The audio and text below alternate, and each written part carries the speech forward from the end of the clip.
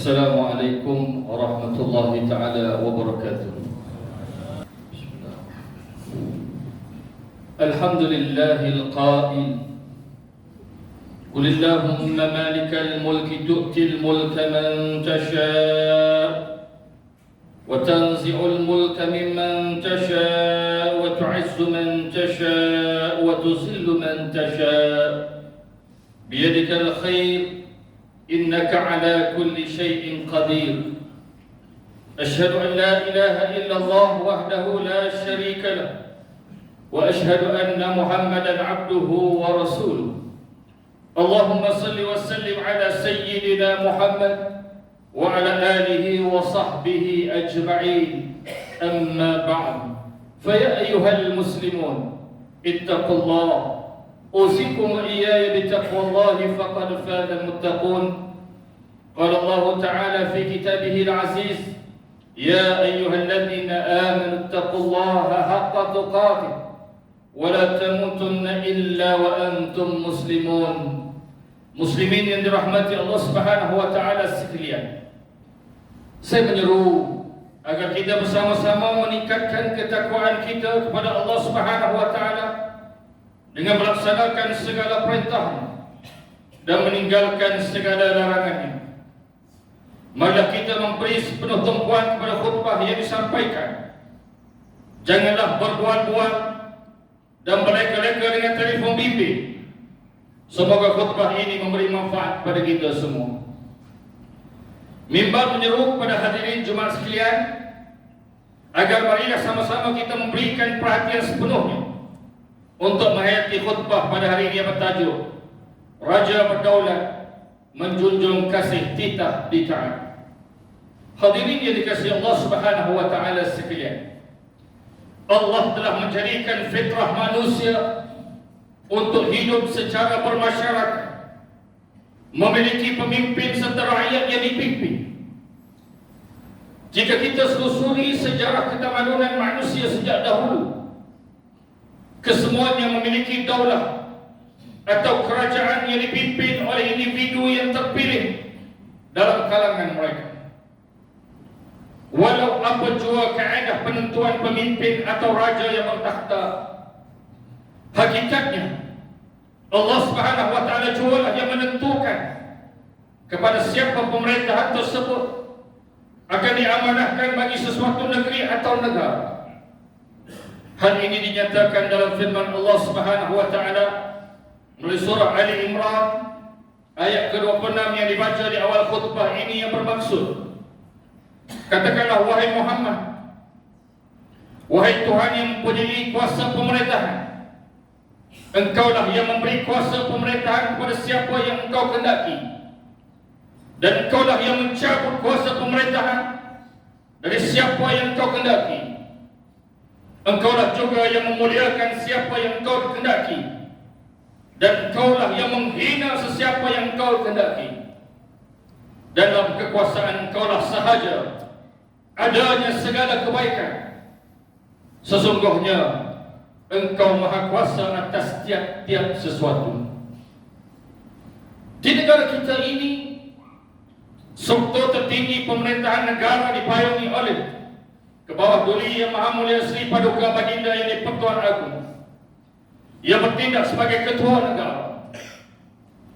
Berdasarkan Perlembagaan Persekutuan Perkara 32/1 memperuntukkan bahawa Kebawah Duli Yang Maha Mulia Sri Paduka Baginda Yang Di-Pertuan Agung adalah ketua utama negara bagi Malaysia. Maka sebagai ketua utama negara, Sri Paduka Baginda Yang Di-Pertuan Agung merupakan ketua tertinggi persekutuan yang mempunyai keutamaan yang lebih daripada orang lain, di samping mempunyai kuasa yang luas dan penting dalam menstabilkan negara dan melaksanakan urusan kerajaan persekutuan. Sebagai rakyat yang patuh, kita hendaklah menjunjung kasih Kebawah Duli Yang Maha Mulia Sri Paduka Baginda dan membuahkan seluruh ketaatan kepada Baginda sebagai pemimpin atau ulil amri, serta memuliakan Baginda kerana ia juga termasuk dalam salah satu perintah agama. Oleh itu, Inilah tanggungjawab dan kewajipan yang saling melengkapi antara satu sama lain dan akan membuahkan natijah yang menyeluruh kepada semua. Abu Bakrah radhiyallahu anhu meriwayatkan bahawa Rasulullah sallallahu alaihi wasallam bersabda, "Al-Sultan zillullah fil ard, faman akramahu Allah, wa man ahanahu Allah." Sultan merupakan naungan Allah di bumi. Barang siapa yang memuliakannya, maka Allah akan memuliakannya. Dan barang siapa yang menghinanya, maka Allah akan menghinanya. Riwayat Al-Baihaqi.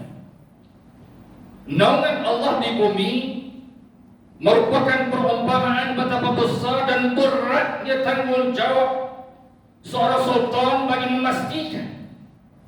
memastikan syariat Islam difahami, dihayati dan diamalkan oleh seluruh rakyat, serta memastikan dengan kesempurnaan Islam masyarakat dapat hidup rukun damai dalam sebuah negara yang merdeka.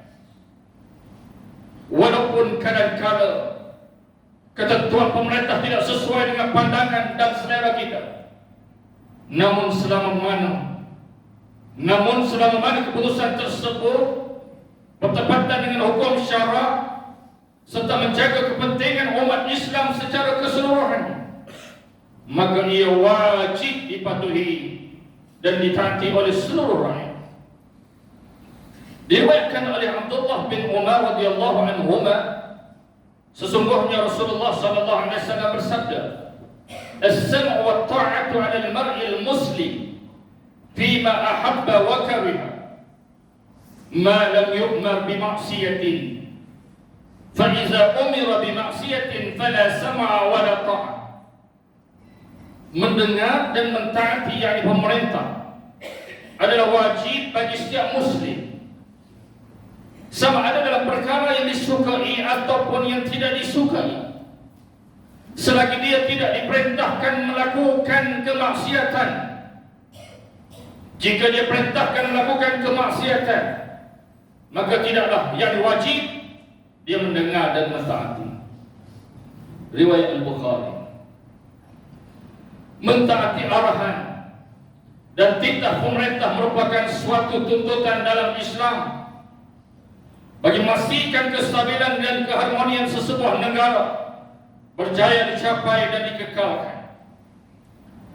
Mana mungkin sesuatu negeri atau negara akan tenteram dan dapat menikmati hidup rukun damai jika rakyat dan pemimpin saling bercakaran dan menyalahkan antara satu sama lain. Imam Al-Muzani rahimahullah menyatakan dalam kitabnya Syarh As-Sunnah, "At-ta'atu li ulil amri fima kana 'inda Allah 'azza wa jalla mardiyan, wa ijtibadu ma kana 'inda Allah muskhitan." Ketaatan kepada pemimpin hanya pada perkara yang diridai Allah Azza wa Jalla dan menjauhi perkara yang dimurkai Allah Subhanahu wa taala.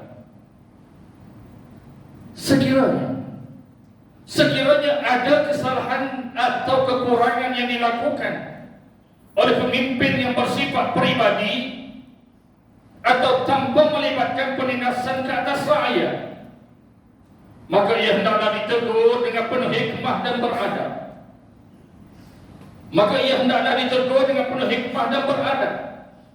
Dan bukanlah dengan mengangkat senjata dan menimbulkan huru-hara yang akhirnya akan menyebabkan kerugian pada rakyat dan negara sendiri.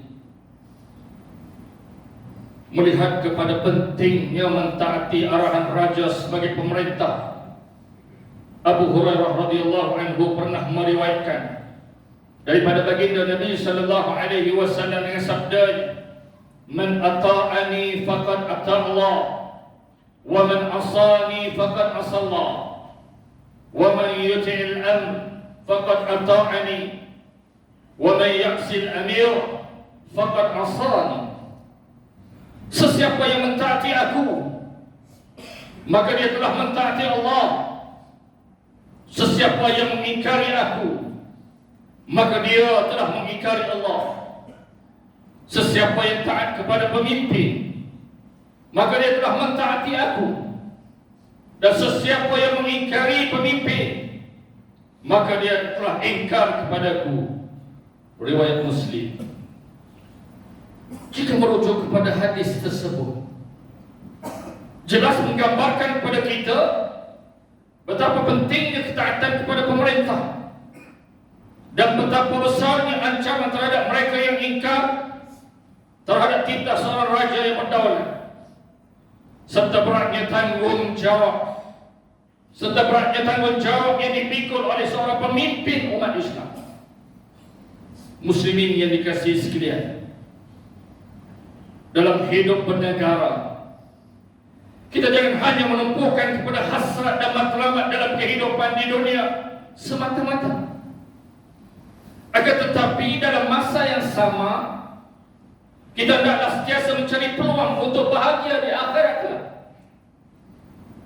Sama ada raja atau rakyat, kedua-duanya mempunyai peluang untuk mendapat ganjaran syurga Allah dalam membangunkan sesebuah negara. Ayyad bin Hamar At-Tamimi radhiyallahu anhu meriwayatkan bahawa Rasulullah sallallahu alaihi wasallam bersabda, Ashabul jannati salasatun, zu sultanin muqsitun, musaddaqun muwaffaqun, wa rajulun raqiqul qalbi li kulli muslim, wa rajulun afifun mutasaddiqun. Dalam kalangan penghuni syurga ada 3 golongan, iaitu sultan yang adil, dipercayai serta disenangi rakyat, orang mukmin yang bertakwa serta lembut hatinya kepada muslim yang lain, serta lelaki yang menjaga marwah serta banyak bersedekah. Riwayat Al-Bazzar. Muslimin yang dirahmati Allah Subhanahu wa taala sekalian, sebagai rakyat Malaysia, khususnya umat Islam di negara ini, kita bersyukur kerana dianugerahi seorang pemerintah yang adil dan prihatin kepada masalah yang dihadapi oleh rakyat. Di bawah pemerintahan Kepala Duli Yang Maha Mulia Seri Paduka Baginda yang di-Pertuan Agong sebagai Ketua Negara, Baginda telah percaya melaksanakan tanggungjawab menerajui kepimpinan negara dengan baik, dan ketika rakyat menghadapi musibah dan kepritan hidup mendepani ujian besar pandemik COVID-19 dan sama sekali tidak pernah diduga,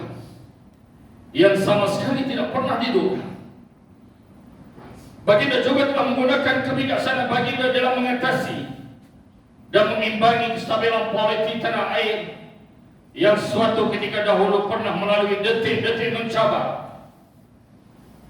Dengan penuh hikmah dan adil, memberikan sepenuh ketaatan kepada raja bukanlah bermaksud sebagai rakyat biasa kita tidak boleh menegur dan bersuara untuk membina masa depan yang lebih baik. Bagi tujuan tersebut, ada salurannya yang betul dan sesuai untuk digunakan, dan perlu dielakkan diri dari meluahkan di media sosial dan mewujudkan provokasi secara tidak bermoral yang boleh merosakkan imej negara di mata dunia. Janganlah kita hanya bertanya apakah yang negara boleh berikan kepada kita, akan tetapi bertanyalah kepada diri sendiri, apa sumbangan kita kepada agama, bangsa dan negara. Bijak pandai ada mengatakan, raja muafakat dengan menteri seperti kebun berpagar duri. Betul hati kepada raja tanda jadi sebagai sebarang kerja. Hukum adil untuk rakyat tanda raja boleh inayat. Hadirin yang dikasihi Allah Subhanahu wa taala sekalian, bagi mengakhiri khutbah pada kali ini, saya menyeru dan mengajak seluruh umat Islam supaya menghayati beberapa pengajaran berikut untuk dijadikan sebagai pedoman untuk kita bersama. Pertama, Sebagai rakyat, kita naklah mensyukuri nikmat dianugerahkan negara yang punya sistem raja berpelbagai yang sangat unik dan sentiasa menjaga kepentingan dan keagungan agama Islam. Kedua, sebagai ketua keluarga, kita naklah mendidik generasi anak-anak supaya menghormati institusi diraja Malaysia sebagai payung negara agar negara dapat mencapai kemajuan dan kestabilan pada masa akan datang. Ketiga, umat Islam hendaklah mentaati raja tanpa berbelah bagi, kerana mentaati adalah perintah Allah Subhanahu wa taala. A'udzu billahi minasyaitonir rajim. Ya ayyuhalladzina amanu atti'u Allah wa atti'ur rasul wa ulil amri minkum. Fa in tanaza'tum fi shay'in farudduhu ila Allah wa rasul. In kuntum tu'minuna billahi wal yawmil akhir, zalika khairun wa ahsanu ta'wila. Wahai orang-orang beriman, taatlah kamu kepada Allah dan taatlah kamu kepada Rasul dan kepada ulil amri, yakni orang-orang yang berkuasa dari kalangan kamu. Kemudian jika kamu berbantah-bantahan, yakni perselisihan dalam suatu perkara, maka hendaklah kamu mengembalikannya kepada kitab Allah, yakni Al-Quran dan Sunnah Rasulnya. Jika kamu benar beriman kepada Allah dan hari akhirat, yang demikian adalah lebih baik, yakni bagi kamu, dan lebih elok pula kesudahannya. An-Nisa ayat 59. Barakallahu li wa lakum bil Qur'anil azim wa nafa'ani wa iyyakum bima fihi min al-ayati wa zikril hakim wa taqabbala minni wa minkum tilawatahu إنه هو السميع العليم. أقول قولي هذا وأستغفر الله العظيم لي ولكم ولسائر المسلمين والمسلمات فاستغفروه إنه هو الغفور